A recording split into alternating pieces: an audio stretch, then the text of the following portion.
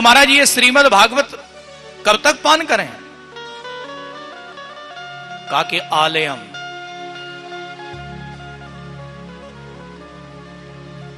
रसमालयम, इस रस को जब तक तुम्हारा जिंदगी है तब तक इस रस को पान करो। यानी कि जब तक मोक्ष ना हो जाए तब तक इसको बार बार इस अमृत को पान करते रहो। आलयम का मतलब ये क्या है? बोले रसमालयम, रस का भंडार है? पहले हम लोग जाकर के देखते थे ना, पहले जहां भोजन करते थे उस जगह का नाम होता था भोजनालयम। जहां पुस्तकें पढ़ी जाती हैं उस जगह का नाम है वाचनालयम।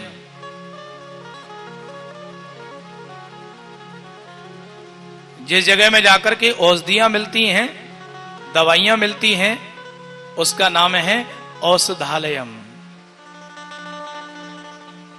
जहां भोजन बनाया जाता है उसका नाम है पाकशालायम। लेकिन हम लोगों की स्थिति क्या है कि दवाई की दुकान पर जाकर के कहते हैं भैया 2 समोसा दो, हैं? तो मिलेंगे क्या? कभी नहीं मिलेंगे। तो ये श्रीमद् भागवत क्या है? बोले रस से भरी हुई श्रीमद् भागवत कथा है। इसलिए जब तक तुम्हारा जीवन है तब तक इस अमृत को पान करते जाओ। इसलिए ठाकुर जी का नाम लो और इस अमृत को पान करें। प्रेम से बोलो जय श्री कृष्ण। कि नैमि से नैमिष्यत्रे ऋषिया सोनिकादया सत्रम स्वर्गाय लोकाय सहस्रा समभाषिता। एक नैमिषारण्य नाम का तीर्थ है और उस नैमिषारण्य नाम के तीर्थ में सौनकादि 88,000 ऋषि बैठ करके यज्ञ कर रहे थे। बोले महाराज यज्ञ किसके लिए कर रहे हैं? कि सत्रम स्वर्गाय लोकाय, शायद यज्ञ करने से हमें स्वर्ग की प्राप्ति हो जावे। देखो व्यक्ति अपने जीवन में यज्ञ करता है, अनुष्ठान करता है, कर्मकांड कराता है, किस कामना क्या है? बोले केवल हमें स्वर्ग की प्राप्ति हो जावे। भाई किसी व्यक्ति को अगर कि उसकी अथक प्रयास करने से उसको संपत्ति मिल जावे, है? लेकिन वो संपत्ति कहां तक सुख देगी? बोले यह लोके। जब तक तुम इस मृत्यु लोक में हो तब तक उस संपत्ति से तुम सुख भोग सकते हो।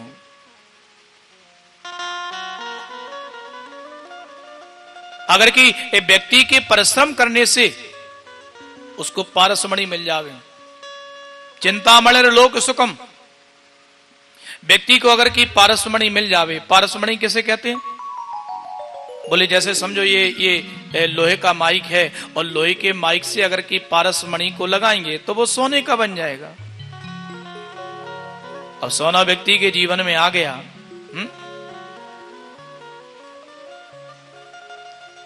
सज्जनों ध्यान देना, जीवन में धन सब कुछ है लेकिन धन ही सब कुछ नहीं है। धन के बिना कुछ काम नहीं चलता है, लेकिन धन के बिना कुछ काम नहीं चलता, ये बात सही है, लेकिन धन ही सब कुछ है ऐसी बात भी नहीं है।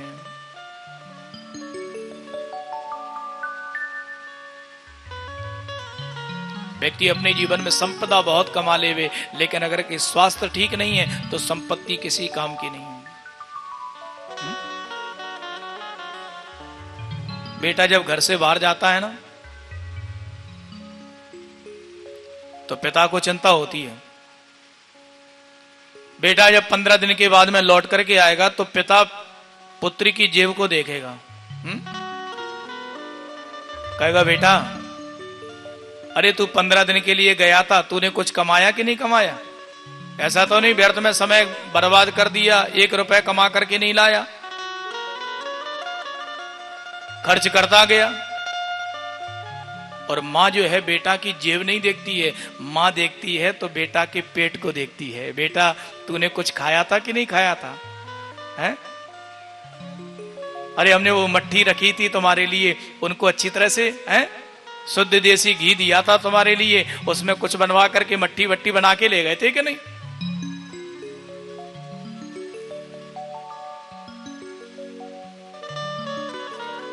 मां बच्चे की संपत्ति को नहीं देखती है, उसके स्वास्थ्य को देखती है। पिता अगर की संपत्ति को देखता है, ऐश्वर्य को देखता है, मान को देखता है, प्रतिष्ठा को देखता है, लेकिन मां इन बातों को नहीं देखती है। मां तो एक ही बात को देखती है कि मेरा बच्चा स्वस्थ रहे, प्रसन्न रहे।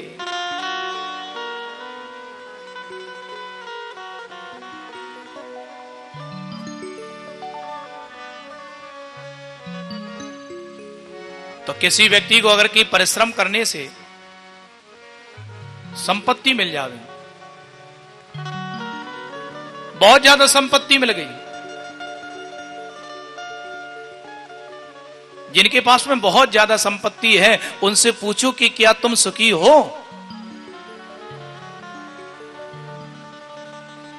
व्यक्ति ने संपत्ति कमा ली लेकिन स्वास्थ्य गंवा दिया। अरे संपत्ति परमात्मा ने अगर की तुम्हें दी है तो संपत्ति को अर्जित करना है, लेकिन संपत्ति के उपयोग करने वाला स्वास्थ्य भी तो रहे कम से कम। अब स्वास्थ्य तो तुम्हारा किसी काम का नहीं है, संपत्ति कमाते जा रहे हो, रखते जा रहे हो। इसलिए संपत्ति के संग में स्वास्थ्य का भी ध्यान रखो। देखो सज्जनों, में एक बात आपको निवेदन कराई देता हूं, आप नोट कर लेना, जिंदगी भर काम रहेगी। जीवन को अगर कि सुखी बनाना है तो केवल हमारी दो बातों आप नोट कर लेना, जीवन में तुम्हें कभी कष्ट नहीं आ सकता है। देखिए, भोजन और भजन ये दो शब्द हैं। भोजन में भी 3 अक्षर हैं और भजन में भी 3 अक्षर हैं। भोजन भजना, भोजन में भी 3 अक्षर हैं और भजन में भी 3 अक्षर हैं, लेकिन अंतर कहां है? बोले भोजन में ओ की मात्रा लगी है और भजन में कोई मात्रा नहीं है। तो सीधी सी बात है कि भोजन को मात्रा में ही करना है और भजन में मात्रा नहीं है, इसलिए जितना चाहो उतना करते रहना चाहिए।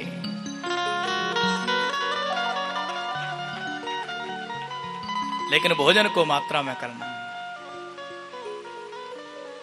क्योंकि कम खाना और कम बोलना ये जिंदगी में कभी नुकसान देने वाले नहीं होते हैं। ज्यादा खाना और ज्यादा बोलना ये जिंदगी में सदैव नुकसान देने वाले होते हैं। इसलिए भोजन में मात्रा है, इसलिए जब भोजन करो अपनी मात्रा में करो, लिमिट में करो, क्योंकि परमात्मा ने हर वस्तु प्रत्येक इंसान को उसकी लिमिट में दी है। कहते हैं खाओ तो ऐसा खाओ कि जिंदगी भर खाते रहो, और पहनो तो ऐसा पहनो कि जिंदगी भर पहनते रहो, और किसी से भी प्यार करो तो ऐसा करो कि जिंदगी भर चलता रहे। ज्यादा खाओगे शरीर व्यवस्था बिगड़ जाएगी, और भजन नहीं करोगे तो मन परेशान हो जाएगा। भोजन करने से शरीर स्वस्थ रहता है और भजन करने से मन प्रसन्न रहता है। इसलिए भोजन भी करना है लेकिन भजन को ज्यादा बढ़ाना है।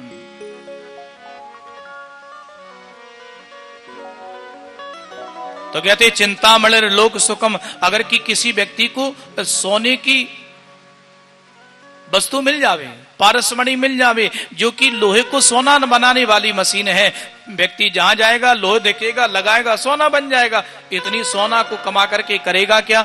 वो कहां तक सुख देगा? बोले जब तक तुम्हारा जीवन है। यह लोके, यानी कि अगर कि किसी व्यक्ति को चिंतामणि मिल जाती है तो वो केवल इस लोक तक सुख देती है, और व्यक्ति के स्वयं के पुण्य करने से अगर कि स्वर्ग मिल जावे तो वो कब तक सुख देते हैं? बोले जब तक व्यक्ति के पुण्य हैं, और व्यक्ति के पुण्य क्षीण होते ही पुनः मृत्यु लोक में आना पड़ता है। लेकिन प्रेक्षति गुरु प्रीतो, अगर कि गुरुदेव भगवान प्रसन्न हो जाते हैं ना, तो योगियों के लिए जो दुर्लभ वैकुंठ है, उस वैकुंठ की प्राप्ति केवल गुरु भगवान की कृपा से प्राप्त हो जाया करती है। इसलिए सत्रम स्वर्गाय लोकाय सहस्रा समवासतम। सोनकाजी 88 ऋषि बैठ करके यज्ञ कर रहे हैं, और कामना केवल एक है कि हम इस यज्ञ के माध्यम से हमें स्वर्ग की प्राप्ति हो जावे। लेकिन तात स्वर्ग अपवर्ग तुल सुख धैर्य तुलाय के अंग, तूल नाता ही सकल मिल, और जो सुख लव सत्संग। यहां पर कहते हैं कि लेकिन जो एक क्षण के सत्संग में मिलता है, इसलिए ध्यान रखना सज्जनों, साधु का क्षण है और प्रसाद का कण, ये कभी व्यर्थ मत जाने दो। अगर कि सत्संग मिल रही है, कथा मिल रही है, एक एक क्षण ऐसे उसको स्वीकार करो कि आपको लगे कि शायद मेरा जीवन परिवर्तन हो रहा है। इसलिए प्रसाद कण का और सत्संग क्षण का, ये दोनों कल्याण करने वाले होते हैं। ये जरूरी नहीं है कि प्रसाद एकदम अंजलि में भर करके आवे तभी पाएंगे ना, किनका भी मिल जावे तो वो प्रसाद भी हमें कल्याण करने वाला होता है। और अगर कि महापुरुषों की प्राप्ति हो जावे, इनकी संगति प्राप्ति हो जावे, एक क्षण में ही हमारा जीवन परिवर्तित कर देती है। चरणों में गिर करके निवेदन किया सोनकाले 88,000 ऋषियों ने, बोले गुरुदेव आपने बड़ी कृपा करी। मैंने ऐसा सुना है कि गुरुओं के प्यारे जो शिष्य होते हैं, गुरुजन अपनी गुण से गुण रहस्य की बात अपने शिष्यों को बता देते हैं।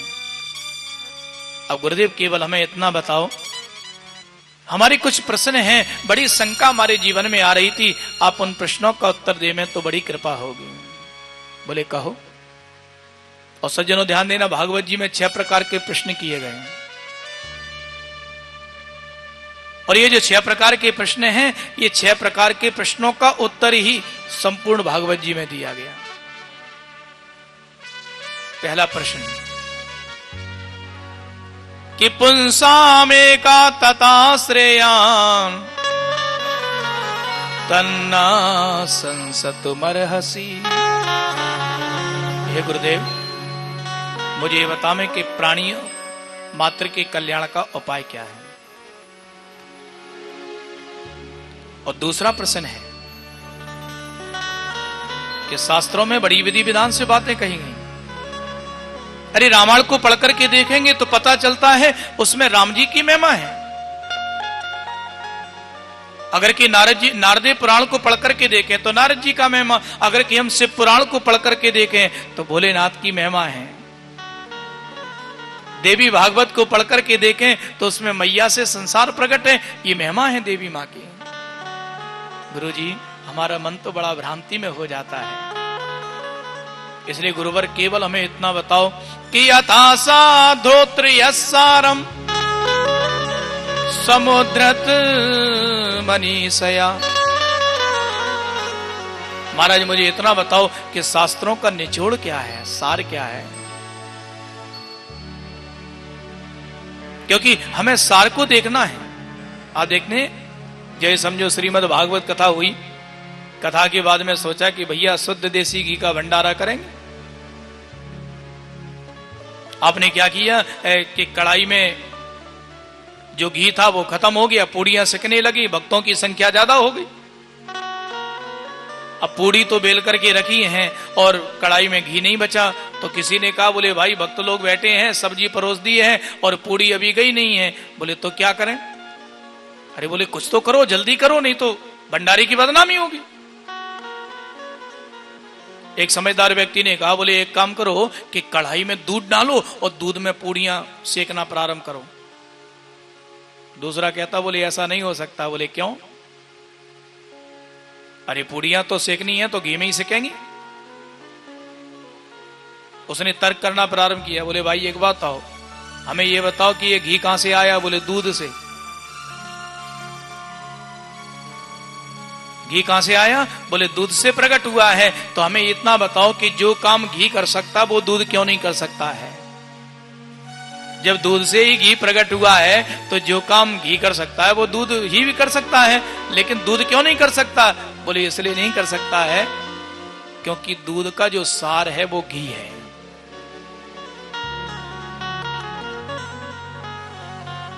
जो काम सार कर सकता वो व्यक्ति स्वयं नहीं कर सकता है।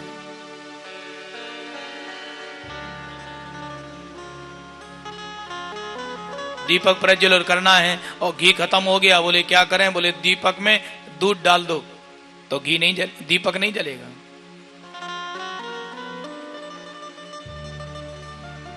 दूध का सार घी है, जो सार काम कर सकता है वो स्वयं नहीं करता है।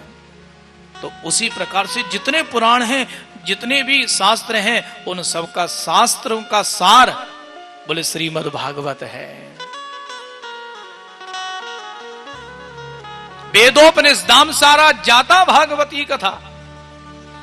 ये भागवत की कथा क्या है? बोले वेद उपनिषदों का जो सार है वो श्रीमद् भागवत की कथा है। इसलिए दूसरा प्रश्न किया, बोले गुरुजी मुझे केवल इतना बताओ कि शास्त्रों का निचोड़ क्या है, सार क्या है। और तीसरा प्रश्न है कि भगवान का नाम अजन्मा है। अजन्मा किसे कहते हैं? बोले जिसका कभी जन्म नहीं होता हो। है?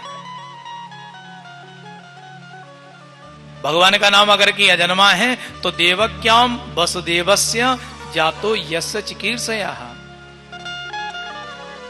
अरे भगवान का नाम अगर कि अजन्मा है तो देवक्याम वसुदेवस्य, देवकी के गर्भ से और वसुदेव जी के यहां प्रभु ने जन्म क्यों लिया? और भगवान ने अगर कि जन्म लिया तो फिर भगवान का नाम अजन्मा कैसे हो गया? और मेरा प्रश्न है कि प्रभु ने अपनी कौन कौन सी लीला, कौन कौन से अवतारों को ग्रहण किया? और पांचवा प्रश्न है कि इस संसार रूपी सागर में प्रत्येक इंसान डूब रहा है, हैं? इसे डूबते हुए से बचने का उपाय क्या है?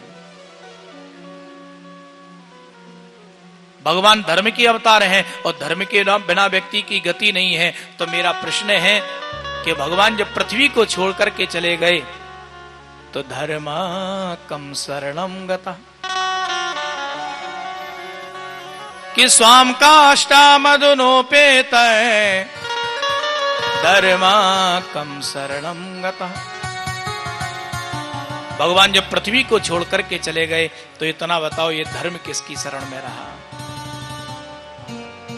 कहा कि मैं तुम्हारे प्रश्न का उत्तर तो दूंगा, अपने गुरुदेव को याद करता हूं।